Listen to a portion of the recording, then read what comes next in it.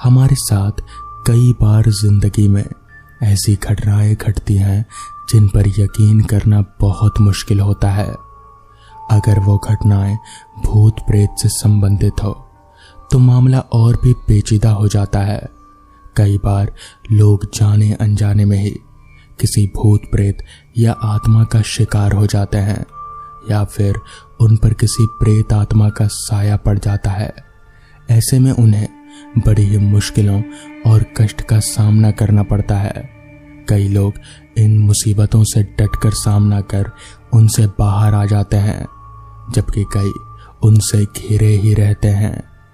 मैं आनंद आज आपको जो कहानी बताने जा रहा हूं वो मेरे ही साथ घटी एक ऐसी घटना है जिसे मैं चाहकर भी नहीं भुला सकता। उस वक्त मैंने जो देखा, जो महसूस किया, उसे मैं शब्दों में बयान नहीं कर सकता। उस वक्त मुझ पर क्या बीती थी मैं ही जानता हूं। आज भी जब कभी वो जहन में ताजा यादें आती हैं तो उन्हें याद कर मेरा दिल डर के मारे कांप उठता है। ये बात आज से 3 साल पहले की है जब मेरे साथ ये सब हुआ। ये बात उस वक्त की है जब मैं अपने चाचा जी के यहाँ गया हुआ था। मेरे चाचा जी खेती बाड़ी करते हैं और वो रहते भी अपने खेतों में ही हैं। दरअसल गांव से आना जाना बहुत दूर पड़ता है, इसलिए उन्होंने खेत में ही रहने का फैसला किया। पहले वो गांव में ही रहा करते थे, लेकिन पापा के गांव से शहर आ जाने के बाद वो खेत में रहने चले गए और वो पिछले 15 सालों से वहीं रहते आ रहे हैं। मैं भी कई बार उनके यहाँ आ जा चुका हूँ और तब भी मैं उनसे मिलने ही गया हुआ था। शहर से उनका घर लगभग 30 किलोमीटर दूर पड़ता है और उनके यहाँ पर बस के द्वारा या फिर अपने किसी वाहन के द्वारा भी जाया जा सकता है। मैंने शहर से बस ली और चल दिया। बस वाले ने मुझे बस स्टॉप पर छोड़ दिया और वहां से चाचा जी का घर 1.5 किलोमीटर दूर रह जाता है, तो मैं पैदल ही चल दिया। दोपहर के 1 बज रहे थे। गर्मियों के दिन थे और उस वक्त गर्मी भी अपने चरम पर थी। मैंने नीचे गर्दन किए बस चला जा रहा था। मैं खेतों से होते हुए एक कच्चा रास्ता था जिस पर मैं जा रहा था। हर तरफ लहराती खेतों में फसलें और उसके बीच में बना हुआ वो कच्चा मिट्टी का रास्ता। मैं उसके किनारे किनारे ही चल रहा था। कुछ ही वक्त में चाचा जी का घर सामने दिखाई देने लगा। मैं चला जा रहा था कि एक जगह पर आकर कुछ अजीब सा महसूस हुआ। मुझे ऐसा महसूस हुआ जैसे कोई मुझे घूर रहा हो। मैंने आसपास देखा मगर वहां कोई दिखाई नहीं दिया। एक अजीब सी शांति वहां थी और वहां एक अजीब तरह की गूंज फैली हुई थी। मैं कुछ आगे ही बढ़ गया कि सब कुछ सामान्य हो गया। मैं अपने चाचा जी के घर पहुंचा तो क्या देखता हूं कि चाचा जी खेत में पानी लगा रहे थे। मैंने चाचा जी को आवाज लगाई तो चाचा जी ने अंदर जाने को कहा। अंदर गया तो चाची सो रहे थे और दूसरे कमरे में चाचा जी का लड़का सुमित बैठा टीवी देख रहा था। मुझे देखा तो वो खुशी से झूम उठा। मैं भागकर उसके पास गया। हम दोनों रूम के अंदर चले गए और फिर चाय पानी पीने के बाद इधर उधर की बातें करने लगे। शाम को सभी देर तक रात में बातें कर रहे थे और फिर सो गए। अगले दिन सुबह जल्दी ही मेरी आंख खुल गई और प्रकृति का जो नज़ारा मैंने देखा उसे देख आंखें तृप्त हो गईं।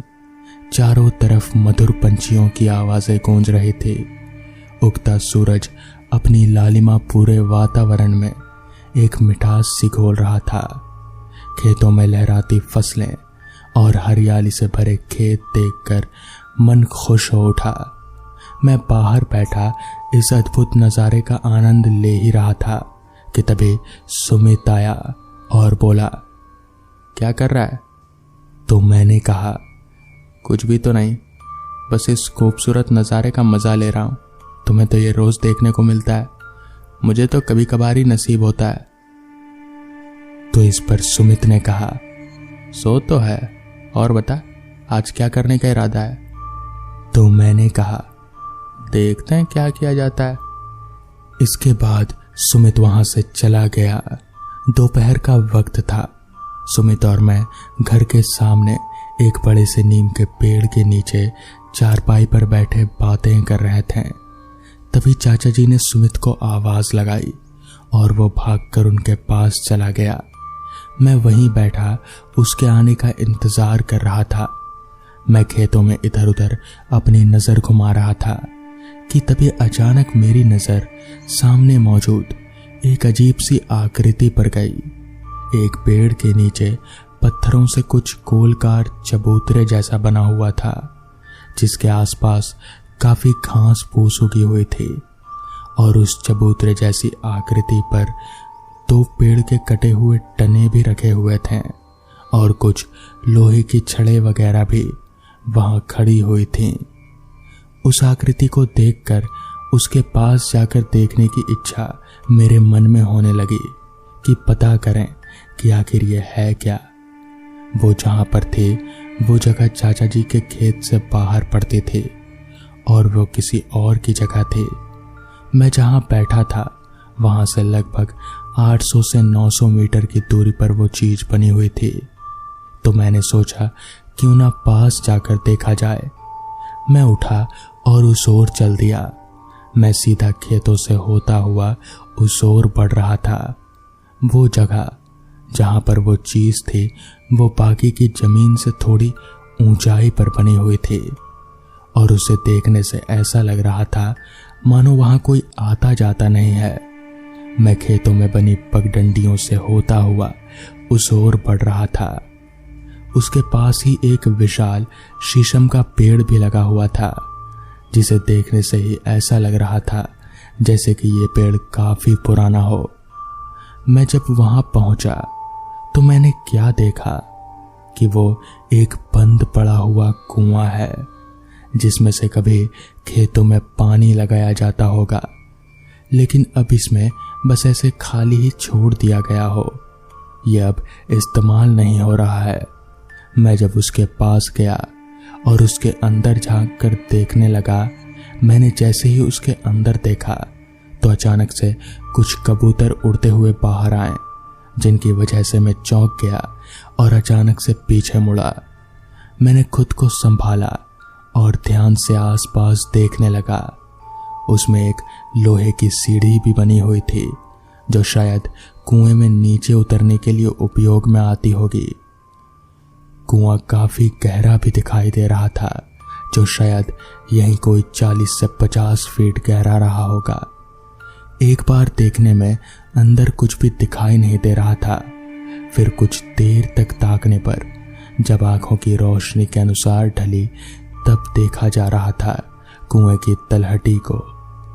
उसके अंदर कुछ भी नहीं था सिवाय मिट्टी और कुछ कबूतरों के।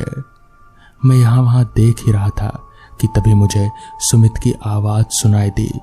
वो मुझे बुला रहा था। ये देख मैं वापस से वहां आ गया। जब मैं उसके पास पहुंचा तो सुमित ने मुझसे पूछा, तुम वहां क्या कर रहे थे?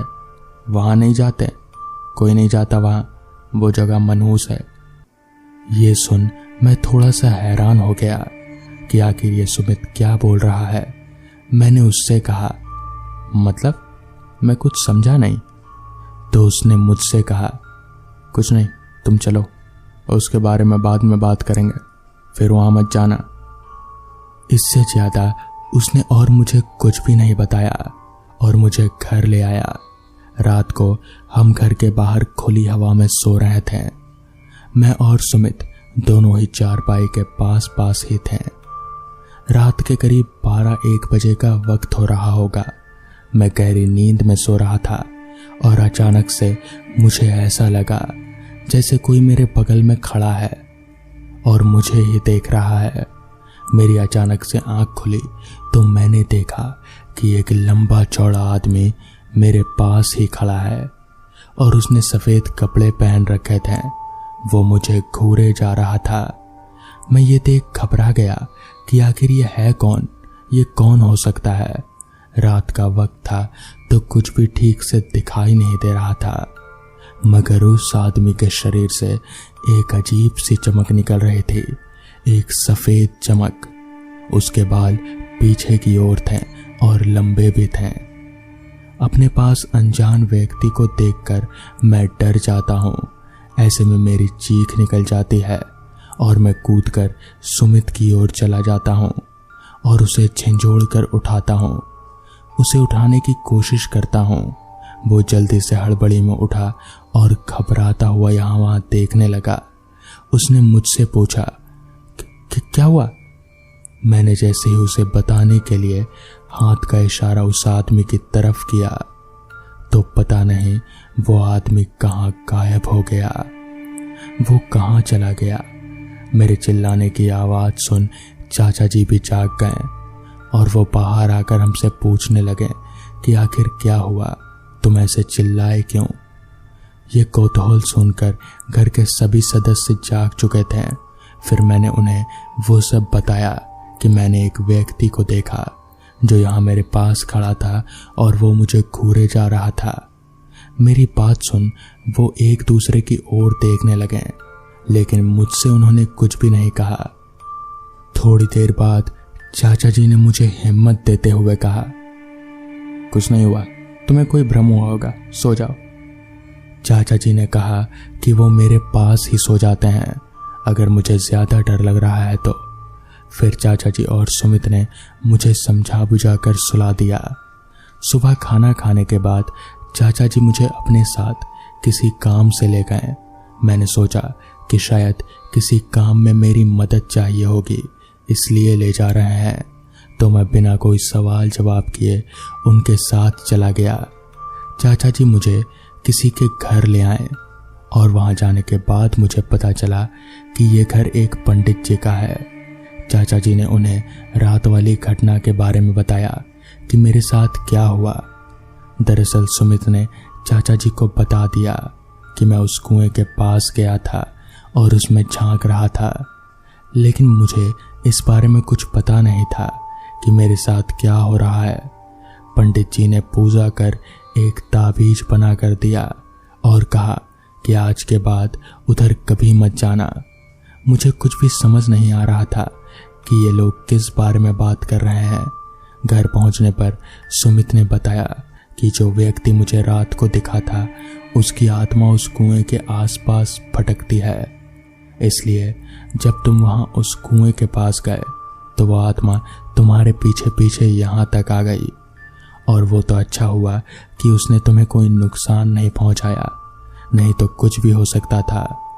दरअसल वो कुआं लगभग 40 साल पुराना है और जिस खेत में वो कुआं है उस व्यक्ति ने उस कुएं में कूदकर ही आत्महत्या कर ली थी, जिसके मरने के बाद वो प्रेत बनकर भटकता फिरता है और वहां जाने वाले लोगों को परेशान करता है, तकलीफें देता है।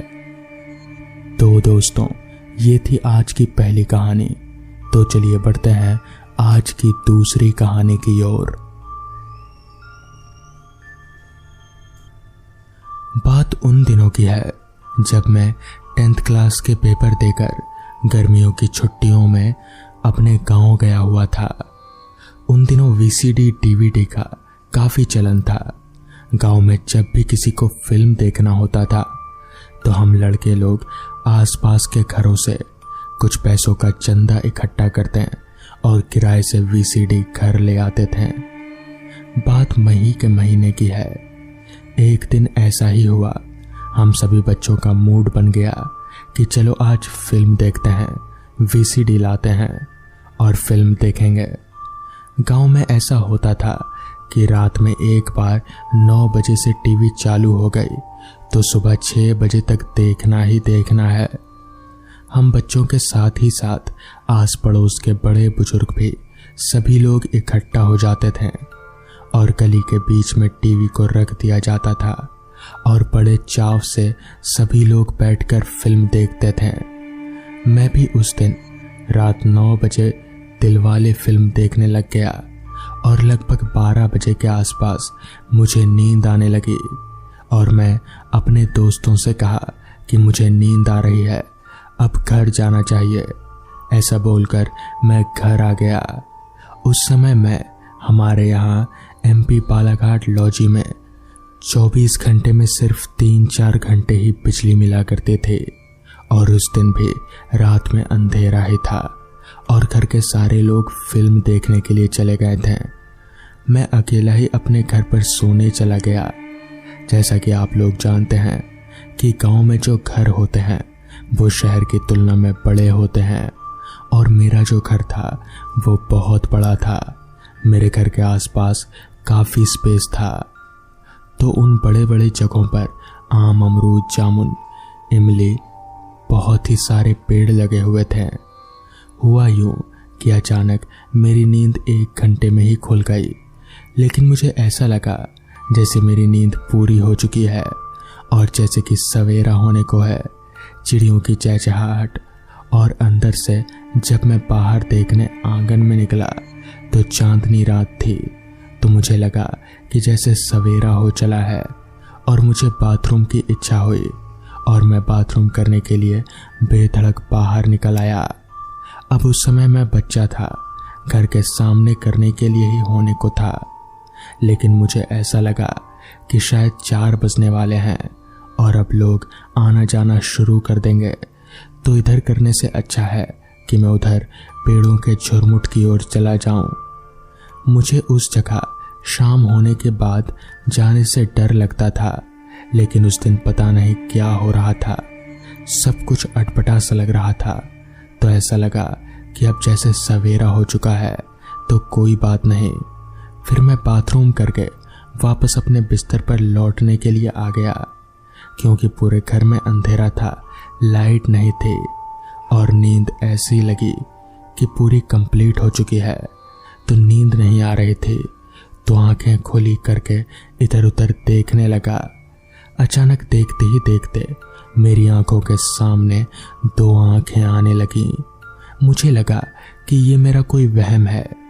कई बार ऐसा होता है जब हम आसमान की तरफ खुले मन से देखते हैं या दिन में देखते हैं तो आंखों के सामने कुछ बल्ब जैसे दिखने लग जाते हैं।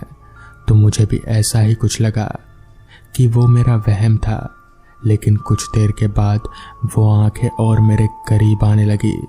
तो उसे देखते ही मेरे सीने में एकदम ठंडी सी लहर दौड़ गई, और फिर उसके बाद मेरे इतने करीब आ गई कि मुझे आंखों के साथ साथ उन दोनों के बीच में आंख और नाक के साथ हल्की सी मुस्कान भी नजर आने लगी। अंदर से मैं एकदम सिहर गया और डर गया। मुझे एक हल्की सी कुटिल मुस्कान साफ दिखाई दे रहे थे जो मेरे करीब आ रहे थे। मेरी बोलती बंद हो गई। आंगन में कुछ लोग सो रहे थे, उनको आवाज लगा रहा था, लेकिन मेरे मुंह से आवाज तलक नहीं निकल रहे थे, ना हाथ पैर कुछ हरकत कर रहे थे, लेकिन मुझे नींद नहीं आई। अब कुछ लोग कहेंगे कि ऐसा नींद में होता है, लेकिन मुझे नींद नहीं, ये मेरे जीवन में सच में हो रहा था। अचानक वो मेरे सीने के ऊपर आकर बैठ चुके थे। मैं चाह कर भी कुछ नहीं कर पा रहा था। वो पूरा का पूरा एक इंसान रूपी शरीर था। उसके लंबे लंबे बाल थे। शायद वो कोई औरत थी, मगर उसका चेहरा बहुत ही ज्यादा डरावना था। मुझे समझ नहीं आ रहा था कि मैं क्या करूं। मैं अपनी जगह पर बस सुन्न पड़ा हुआ था। चिल्लाने की बहुत कोशिश कर रहा था, लेकिन मेरे मुंह से आवाज भी नहीं निकल रही थी।